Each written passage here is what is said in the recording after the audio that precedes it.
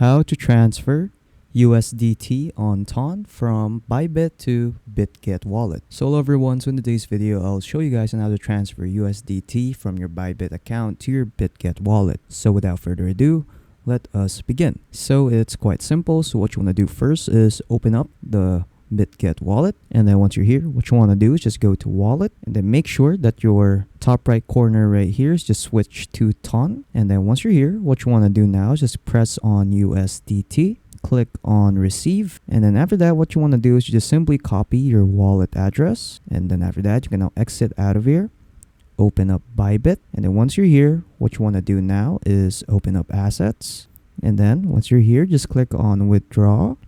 And then after that, what you want to do is just search up for USDT, click on USDT, and then after that, what you want to do is just simply paste in the address that you've copied from your Bitget wallet.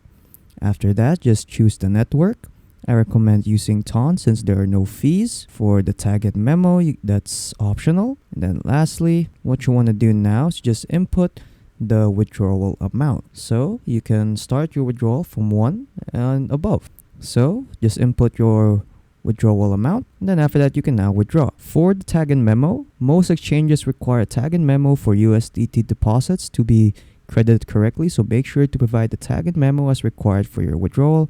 Missing or incorrect tags or memos could result in the loss of your assets. So if your Bitget wallet doesn't have any memos, you really don't need to put anything right here because it says right here that it is optional, but if it does, just paste in the tag or memo there. And then once you're done, you can now click withdraw, and then after that your USDT will now be transferred. So yeah, that's pretty much it on how to transfer USDT on TON from Bybit to Bitget wallet. So if you found this video helpful, don't forget to leave a like and subscribe for more tech tips. That is all.